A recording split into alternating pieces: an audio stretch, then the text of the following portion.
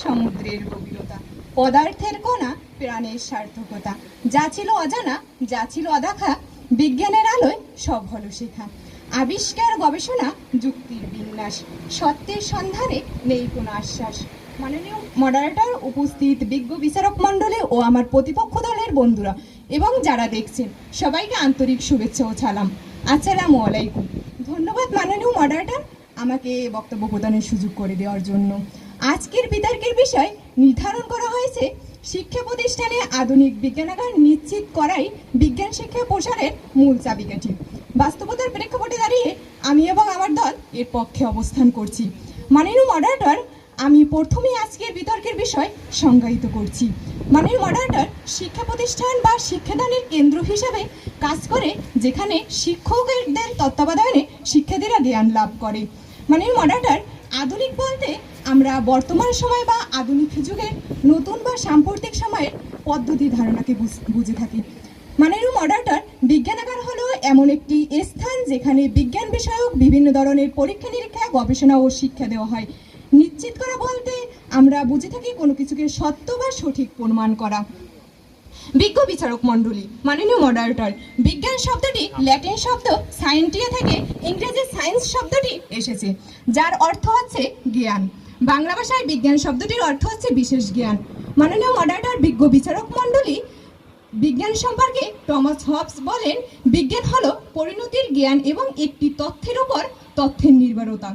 মাননীয় মডারেটর, বিখ্যাত দার্শনিক প্লেটোর মতে শিক্ষা হলো এমন একটি প্রক্রিয়া যার মাধ্যমে মানুষ সত্য, সুন্দর ও কল্যাণময় জীবনের পথে পরিচালিত হয়। মাননীয় মডারেটর, প্রসার বলতে আমরা কোনো কিছু বৃদ্ধি করাকে বুঝাই। মূল চাবিকাঠি কিছু অর্জন করা বা সাফল্যের সবচেয়ে গুরুত্বপূর্ণ প্রয়োজনীয় বিষয়। মাননীয় মডারেটর, আমরা সংজ্ঞায়ন করে বলতেই পারি যে শিক্ষা প্রতিষ্ঠানে আধুনিক বিজ্ঞানাগার নিশ্চিত করাই শিক্ষা প্রসারের মূল চাবিকাঠি।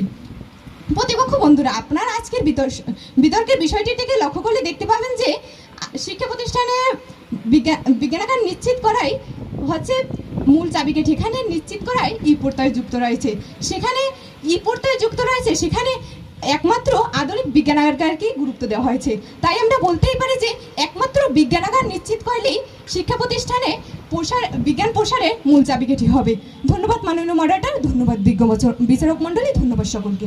ধন্যবাদ মাননীয় মডারেটর, বিজ্ঞ বিচারক মণ্ডলী ও উপস্থিত সবাইকে জানাই শুভ সম্ভাষণ।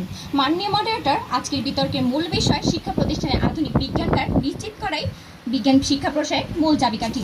যৌক্তিক কারণে আমি এবং আমার দল এর বিপক্ষে অবস্থান করছি। মাননীয় মডারেটর, শুরু করি বিজ্ঞানগার শব্দটি নিয়ে, যার ইংরেজি পারিভাষিক শব্দ হচ্ছে ল্যাবরেটরি। এই শব্দটির সাথে কম বেশি আমরা সবাই পরিচিত। উদাহরণ হিসেবে বলা যেয়ে থাকে স্কুল কলেজের ল্যাবরেটরি, যেখানে নানা রকমের বৈজ্ঞানিক সরঞ্জামাদি এবং সংশ্লিষ্ট বস্তু সাজানো থাকে।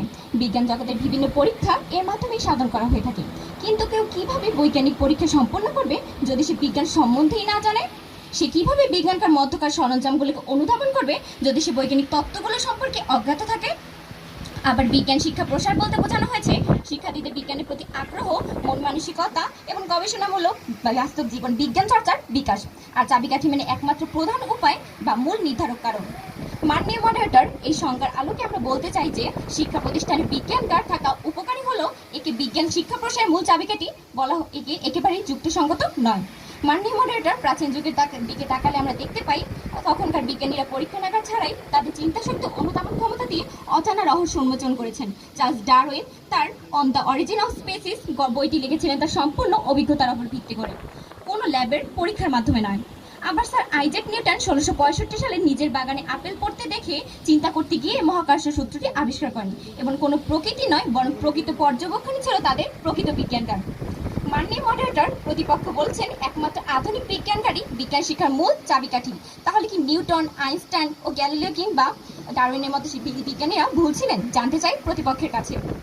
মাননীয় মডারেটর, বিজ্ঞান শুধুমাত্র যন্ত্রপাতির ব্যবহার নয়, এটি এক ধরনের চিন্তার ধারা। 1929 সালে আইনস্টাইন বলেছিলেন কল্পনা শক্তি জ্ঞানের চেয়েও গুরুত্বপূর্ণ, কারণ জ্ঞান সীমিত কিন্তু কল্পনা শক্তি পুরো বিশ্বকে ঘিরে থাকে। আর কার্ল সাগান বলেছিলেন বিজ্ঞান কেবল তথ্যের সমষ্টি নয়, এটি এক ধরনের চিন্তাধারা। অর্থাৎ বিজ্ঞান শিক্ষার প্রসারের মূল শক্তি হলো কৌতূহল, কল্পনা ও মনোবল, এবং তা ল্যাবের যন্ত্র নয়। প্রতিপক্ষের কাছে জানতে চাইছি আইনস্টাইন এবং সাগান যে কল্পনা ও চিন্তা শক্তির কথা বলেছিলেন তা কোন বিজ্ঞানগারে শেখানো হয়? আমার প্রতিপক্ষ দল প্রথম বক্তা বারবার একমাত্র কথা বলে গেলে যে বিজ্ঞানকারী বিজ্ঞান শিক্ষার মূল চাবিকাঠি। তাহলে একজন শিক্ষার্থী যদি তত্ত্বই না বোঝে, কৌতূহলী না থাকে, তবে সে কি করে বিজ্ঞানের প্রকৃত জ্ঞান অর্জন করবে?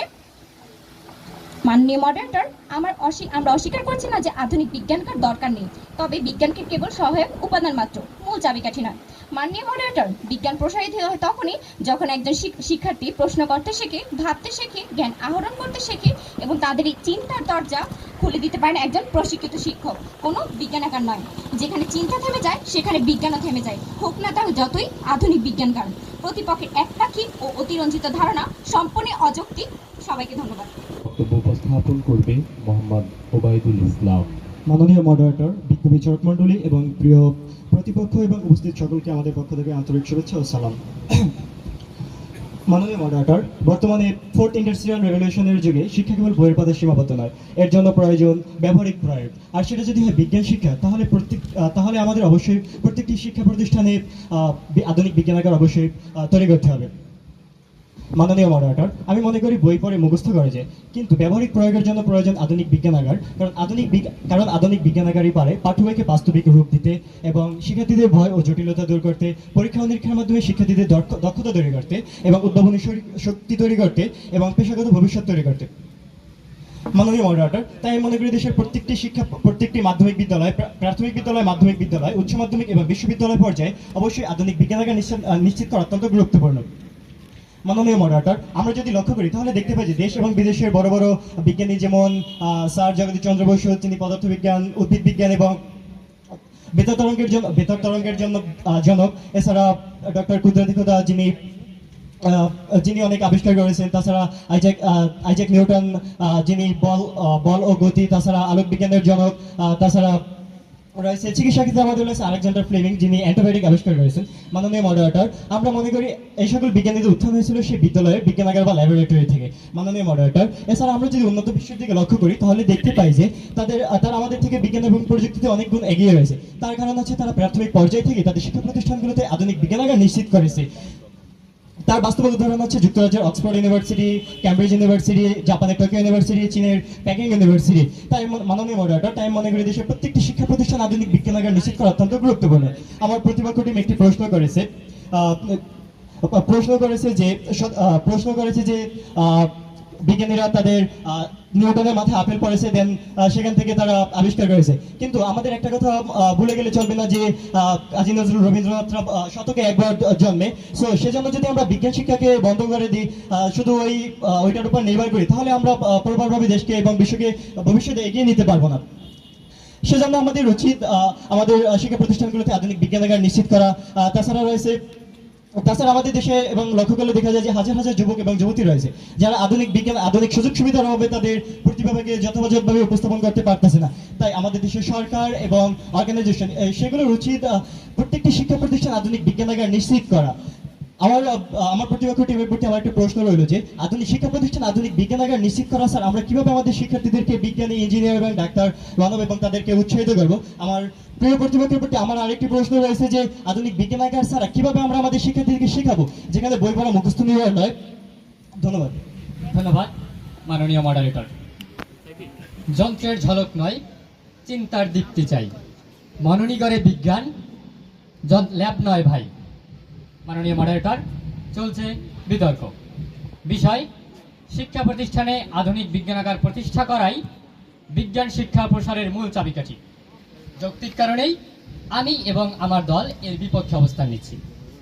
মাননীয় মডারেটর, আমার বক্তব্যের মূল সার কথা হলো বিজ্ঞান শিক্ষার প্রসারের মূল চাবিকাঠি কেবলমাত্র আধুনিক বিজ্ঞানাগার নয়, বরং কৌতূহলী মন, প্রশিক্ষিত শিক্ষক এবং গবেষণামুখী পরিবেশও সমানভাবে গুরুত্বপূর্ণ। মাননীয় মডারেটর, বিজ্ঞান শিক্ষার শুরু হয় জিজ্ঞাসা থেকে, কোনো যন্ত্র থেকে নয়। একজন ভালো শিক্ষক যখন শিক্ষার্থীদের মনে প্রশ্ন জাগিয়ে দেন কি, কেন, কিভাবে, এবং ঠিক তখন থেকেই শুরু হয় বিজ্ঞানের যাত্রা। বাংলাদেশ শিক্ষা তথ্য ও পরিসংখ্যান ব্যুরো 2023-এর প্রতিবেদনে বলা হয়েছে বাংলাদেশের 67% মাধ্যমিক বিদ্যালয়ে বিজ্ঞানাগার নেই, কিংবা থাকলেও অকেজো হয়ে ধুলো জমে পড়ে আছে। তবুও দেখা যায় প্রতি বছর বাংলাদেশি শিক্ষার্থীরা আন্তর্জাতিক ও জাতীয় পর্যায়ের বিজ্ঞান অলিম্পিয়াডে পদক পাচ্ছেন। প্রশ্ন হলো কিভাবে এটা সম্ভব হচ্ছে? উত্তর খুবই সহজ, ভালো শিক্ষক ও আগ্রহের ধারা। যদি আধুনিক বিজ্ঞানাগারই বিজ্ঞান শিক্ষার মূল চাবিকাঠি হয়, তাহলে যেসব স্কুল ও কলেজে আন্তর্জাতিক ও জাতীয় পর্যায়ে বিজ্ঞানে পদক পাচ্ছেন সেটা কিভাবে সম্ভব হচ্ছে? মাননীয় মডারেটর, আমার প্রতিপক্ষের বন্ধুরা এতক্ষণ শিক্ষা প্রতিষ্ঠানে একমাত্র আধুনিক বিজ্ঞানাগারের গুরুত্ব এমনভাবে উল্লেখ করলেন যেন তারা শুধু বারবার বলে গেলেন আকাশপথে বিমানের প্রয়োজন আছে, কিন্তু সেই বিমান পরিচালনা করার জন্য একজন দক্ষ পাইলট দরকার, সেই কথা তারা ভুলেই গেছেন। মাননীয় মডারেটর, শুধুমাত্র বিজ্ঞানাগারই বিজ্ঞান শিক্ষার প্রসারের মূল চাবিকাঠি নয়, এর সঠিক ব্যবহারও জানতে হবে।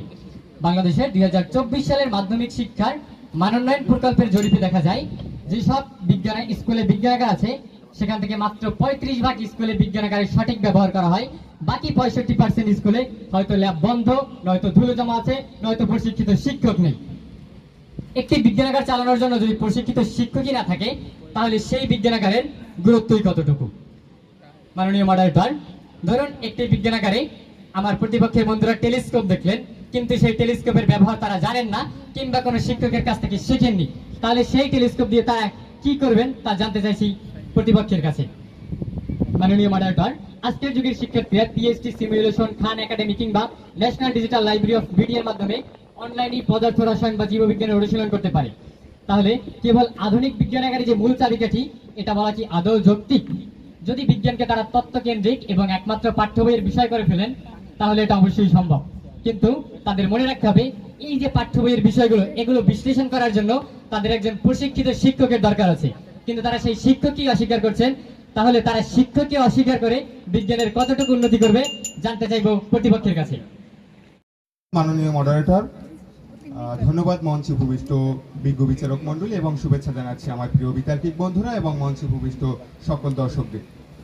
মাননীয় মডারেটর, আজকের বিতর্কের আলোচ্য বিষয় শিক্ষা প্রতিষ্ঠানে আধুনিক বিজ্ঞানাগার নিশ্চিত করাই বিজ্ঞান শিক্ষা প্রসারের মূল চাবিকাঠি।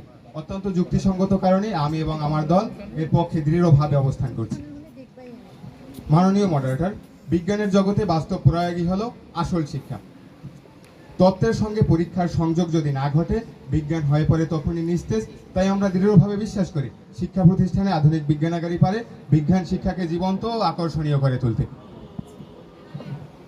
মাননীয় মডারেটর, বিজ্ঞ বিচারক মণ্ডলী, প্রথমত যদি বলি বাস্তব অভিজ্ঞতা ছাড়া বিজ্ঞান শিক্ষা কখনোই পূর্ণ হয় না। উদাহরণস্বরূপ যদি বলি রসায়নের বিক্রিয়া বইয়ে পড়ে জানা যায়, কিন্তু বাস্তবে যদি ওই বিক্রিয়াটি না করে আমরা দেখি তাহলে ওই সূত্র কেবল আমাদের মুখস্থ থাকে না, আর যদি ওটি শুধু কল্পনায় থেকে যায়, আর যদি শুধুমাত্র আমরা সেটি ল্যাবে সরাসরি পরীক্ষা করি তাহলে সেটি চিরস্থায়ীভাবে মনের গভীরে গেঁথে যায়। তাই সে সুযোগ তৈরি করে একটি আধুনিক বিজ্ঞানাগার। মাননীয় মডারেটর, বিজ্ঞ বিচারক মণ্ডলী, আধুনিক বিজ্ঞান শিক্ষাকে আকর্ষণীয় আধুনিক একটি বিজ্ঞানাগার বিজ্ঞান শিক্ষাকে করে আকর্ষণীয় ও প্রাণবন্ত। যেখানে বইয়ের পাঠ নিস্তেজ, সেখানে ল্যাবের কাজ শিক্ষার্থীদের মাঝে যোগায় কৌতূহল। শিক্ষার্থীরা শিখে প্রশ্ন করতে, শিক্ষার্থীরা চিন্তা করতে শিখে এবং নিজ থেকে উত্তর খুঁজতেও শিখে বিজ্ঞানাগারের মাধ্যমেই। মাননীয়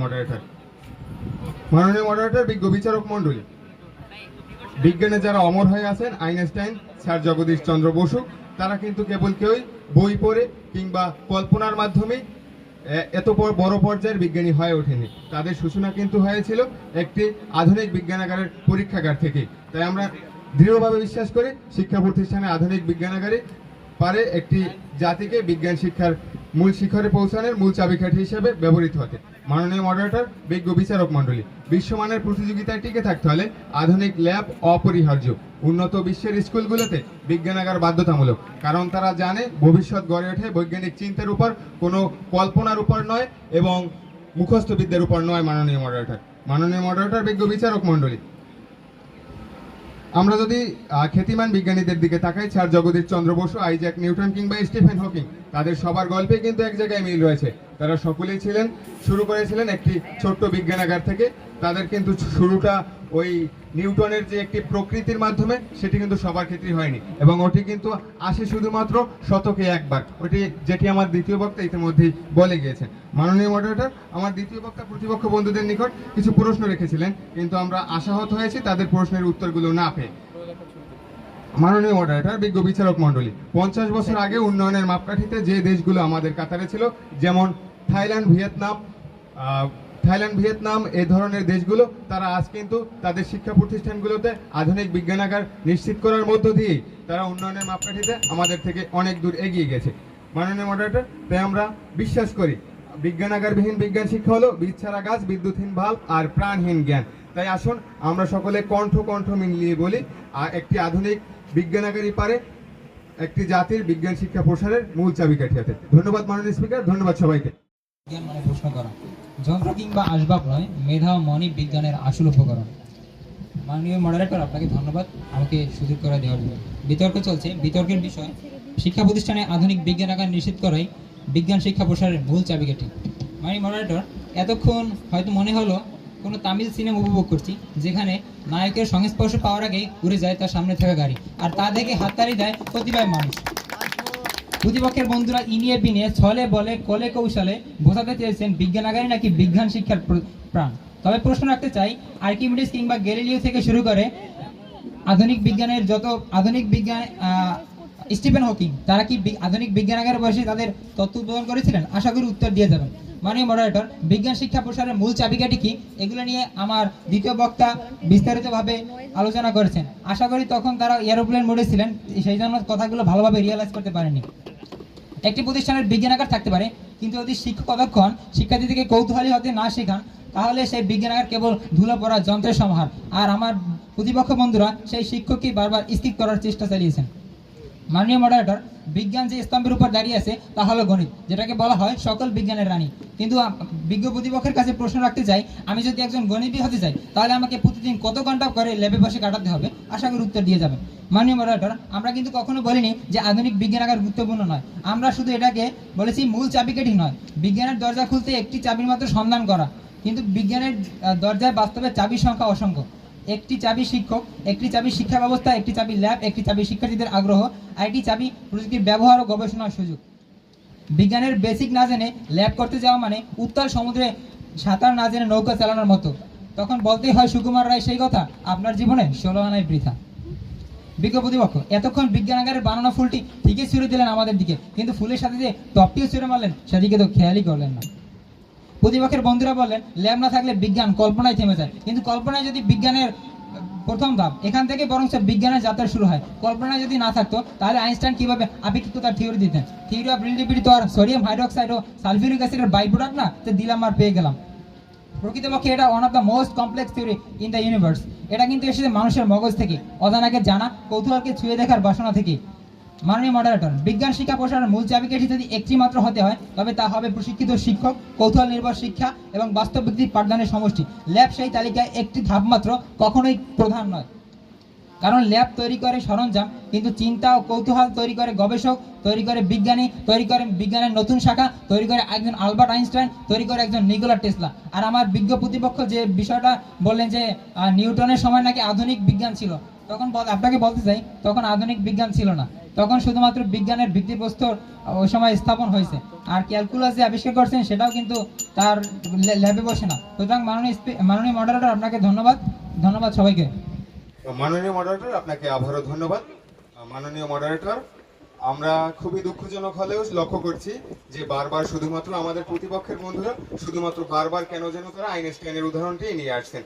তারা কি ভুলে গিয়েছেন আইনস্টাইনের উদাহরণ কয়টি রয়েছে, এবং আইনস্টাইন যে পরীক্ষাটি করেছিলেন সেটি এক্সপেরিমেন্ট কোথায় হয়েছিল? সেটি কি ল্যাব ছাড়া কি সম্ভব ছিল, নাকি তিনি একটা পরীক্ষা করে সেটিকে করে ফেলতে পেরেছিলেন?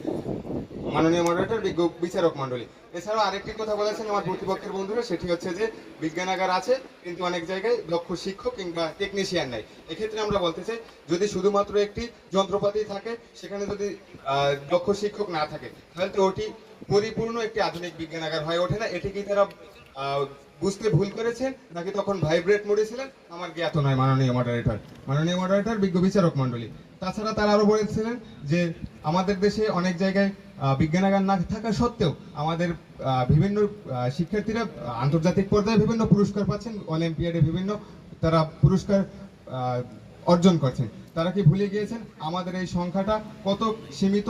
সেক্ষেত্রে আমাদের পার্শ্ববর্তী যে দেশগুলো রয়েছে, ভারত, থাইল্যান্ড, ভিয়েতনামের তুলনায়, সেটি কি তারা বলতে একদমই ভুলে গিয়েছে, নাকি তখনও তাদের মুডটা একদমই ভাইব্রেট ছিল? প্রশ্ন রয়ে গেল। মাননীয় মডারেটর, তারা আরো বলেছেন যে শুধুমাত্র একজন আদর্শ শিক্ষক হলে সেটি তিনি একটি জাতিকে বিজ্ঞান শিক্ষার জন্য খুবই ভালো করে তুলতে পারেন। এই উদ্দেশ্যে তাদের বলতে চাই আমি যে বিষয় হচ্ছে একজন আদর্শ শিক্ষক তখনই তার পুরো ইয়েটা দিতে পারবেন যখন তিনি এক আধুনিক ল্যাব পাবেন, সেটির মাধ্যমে যখন সরাসরি হাতে কলমে পরীক্ষণ করে শিক্ষার্থীদের বোঝাতে পারবেন, তখনই সম্ভব হবে ওই শিক্ষাটাকে স্টুডেন্টদের মাঝে সম্পূর্ণরূপে বিস্তৃত করা। ধন্যবাদ মাননীয় মডারেটর, ধন্যবাদ সবাইকে। করে দেওয়ার জন্য আমার প্রতিপক্ষ বন্ধুদের যে যুক্তিগুলো ছিল সেগুলো অত্যন্ত হাস্যকর। যেখানে ল্যাব আছে কিন্তু ব্যবহার নেই, সেখানে বিজ্ঞান শিক্ষা প্রসারিত হচ্ছে কি, নাকি শুধু কাগজে কলমে সীমাবদ্ধ? একটি বোতল, মোমবাতি বা রাবার বেলুন দিয়েও রাসায়নিক বিক্রিয়া, বায়ুচাপ বা থার্মোডাইনামিক্স শেখানো সম্ভব যদি এ বিষয়ে আপনার ফান্ডামেন্টাল বেসিক থাকে। কিন্তু যদি আপনি নাই জানেন, এগুলো খায় না, মাথায় দেয়, তাহলে আপনাকে কোটি টাকার ল্যাবে নিয়েও কেউ বোঝাতে পারবে না। এক্ষেত্রে সালফিউরিক অ্যাসিডকে কোক বা পেপসি বুঝে খেয়ে ফেললেও খুব একটা ভুল করবেন না। অবশ্যই পৃথিবীকে চিরতরে গুড বাই বলার চান্স থাকবে। আপনি গুলিস্তানের জ্যামের পাশে আলোর বেগে চলার স্বপ্ন দেখেন, যদি স্বপ্ন বাস্তব হোক বা না হোক, কিন্তু আপনাকে মানসিক রোগী বলার লাইসেন্সটুকু অন্তত পেয়ে যাব। প্রতিপক্ষ বন্ধুরা যে জায়গায় সবচেয়ে বড় ভুল করছেন তা হচ্ছে শিক্ষা প্রতিষ্ঠানের মিনিং নিয়ে। শিক্ষা প্রতিষ্ঠান বলতে তারা শুধু বুঝিয়েছেন ভালোভাবে স্কুলকে, বাস্তবিক অর্থে শিক্ষা প্রতিষ্ঠান হচ্ছে স্কুল, কলেজ, বিশ্ববিদ্যালয়। তারা যেভাবে বিষয়টাকে উপস্থাপন করলেন তাতে দুনিয়ার সমস্ত ল্যাব একত্রিত করলেও আপনি নট এ সিঙ্গেল ফর্মুলা আপনি এক্সপ্লেইন করতে পারবেন, কারণ আপনি ডিফারেন্সিয়েশন জানেন না, আপনি ইন্টিগ্রেশন পারেন না, আপনার ম্যাথমেটিক্যাল টার্ম ভালো না, আপনি বেসিক জানেন না। তাহলে সমাধান কি? সমাধান অবশ্যই আছে। সমাধান হচ্ছে ভিত্তিপ্রস্তরকে ঠিক করা, সায়েন্সের আসল স্বার্থ উপলব্ধি করা। ভিত্তি ছাড়া যেমন কোনো স্থাপনা নির্মাণ করা যায় না, ঠিক তেমনি ভিত্তি ছাড়া বিজ্ঞান শেখানো কখনো সম্ভব নয়। প্রতিপক্ষ বন্ধুদের প্রস্তাবনা শুধু কল্পনাতেই সম্ভব। শেষে একটা প্রশ্ন রেখে যেতে চাই, বিজ্ঞানাগার যদি বিজ্ঞানের মূল চাবিকাঠি হয়, তাহলে কি নিউটন, আইনস্টাইন এরা কি বিজ্ঞানের দরজায় খুলতে পারেনি? ধন্যবাদ মডারেটর, ধন্যবাদ সবাইকে।